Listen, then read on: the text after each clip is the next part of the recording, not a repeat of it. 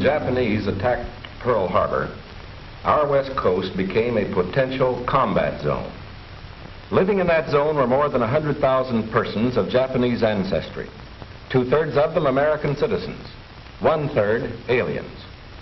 We knew that some among them were potentially dangerous. Most were loyal.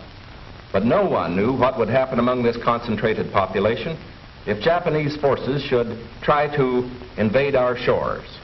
Military authorities therefore determined that all of them, citizens and aliens alike, would have to move.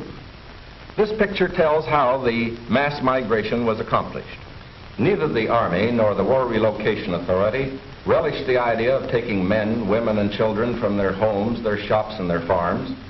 So the military and civilian agencies alike determined to do the job as a democracy should, with real consideration for the people involved.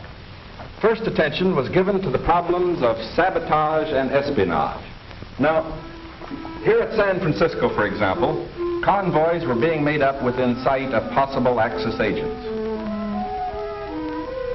There were more Japanese in Los Angeles than in any other area. At nearby San Pedro, houses and hotels occupied almost exclusively by Japanese were within a stone's throw of a naval air base, shipyards, oil wells. Japanese fishermen had every opportunity to watch the movement of our ships. Japanese farmers were living close to vital aircraft plants. So as a first step, all Japanese were required to move from critical areas such as these. But of course, this limited evacuation was a solution to only part of the problem. The larger problem, the uncertainty of what would happen among these people in case of a Japanese invasion, still remained. That is why the commanding general of the Western Defense Command determined that all Japanese within the coastal area should move inland. Immediately, the Army began mapping evacuation areas and for a time encouraged the Japanese to leave voluntarily. The trouble for the voluntary evacuees soon threatened in their new locations.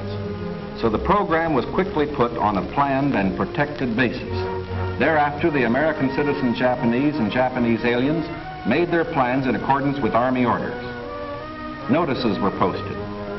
All persons of Japanese descent were required to register. They gathered in their own churches and schools, and the Japanese themselves cheerfully handled the enormous paperwork involved in the migration. Civilian physicians made preliminary medical examinations. Government agencies helped in 100 ways. They helped the evacuees find tenants for their farms. They helped businessmen lease, sell, or store their property. Now, this aid was financed by the government, but quick disposal of property often involved financial sacrifice for the evacuees. Now the actual migration got underway. The Army provided fleets of vans to transport household belongings and buses to move the people to assembly centers. The evacuees cooperated wholeheartedly. The many loyal among them felt that this was a sacrifice they could make in behalf of America's war effort. In small towns as well as large, up and down the coast, the moving continued.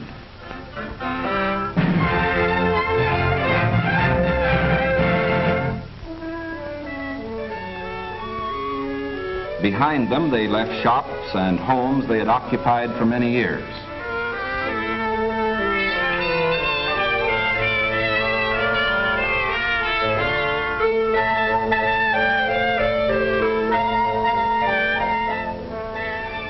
Their fishing fleets were impounded and left under guard.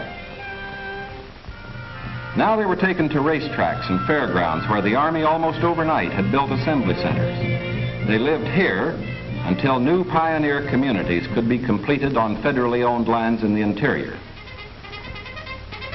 Santa Anita Racetrack, for example, suddenly became a community of about 17,000 persons. The Army provided housing and plenty of healthful, nourishing food for all. The residents of the new community set about developing a way of life as nearly normal as possible. They held church services, Protestant, Catholic, and Buddhist. They issued their own newspaper, organized nursery schools, and some made camouflage nets for the United States Army. Meanwhile, in Arizona, Utah, Colorado, Wyoming, and elsewhere, quarters were being built where they would have an opportunity to work and more space in which to live. When word came that these new homes were ready, the final movement began.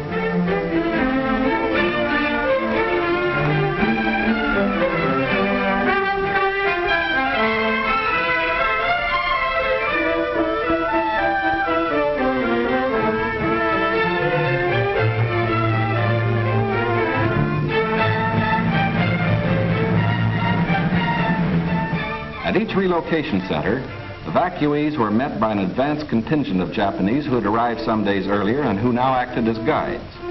Naturally, the newcomers looked about with some curiosity. They were in a new area, on land that was raw, untamed, but full of opportunity. Here they would build schools, educate their children, reclaim the desert. Their own physicians took precautions to guard against epidemics. They opened advanced Americanization classes for college students, who in turn would instruct other groups. They made a rough beginning at self-government, for while the Army would guard the outer limits of each area, community life and security within were largely up to the Japanese themselves.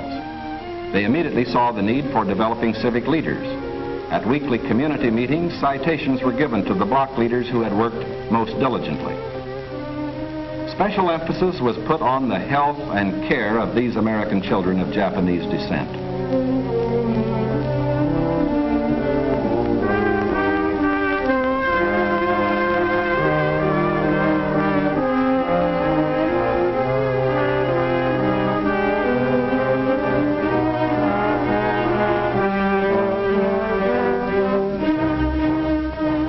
Their parents, most of whom are American citizens, and their grandparents, who are aliens, immediately wanted to go to work.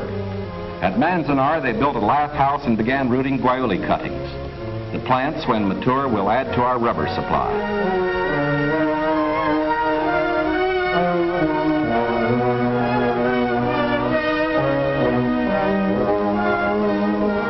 At Parker, they undertook the irrigation of fertile desert lands.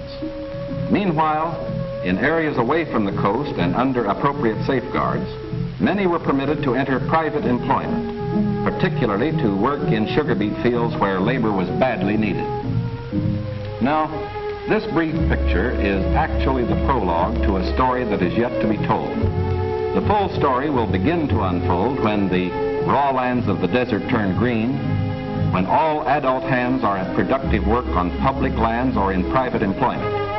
It will be fully told only when circumstances permit the loyal American citizens once again to enjoy the freedom we in this country cherish, and when the disloyal, we hope, have left this country for good. In the meantime, we are setting a standard for the rest of the world in the treatment of people who may have loyalties to an enemy nation. We are protecting ourselves without violating the principles of Christian decency. And we won't change this fundamental decency no matter what our enemies do. But of course, we hope most earnestly that our example will influence the Axis powers in their treatment of Americans who fall into their hands.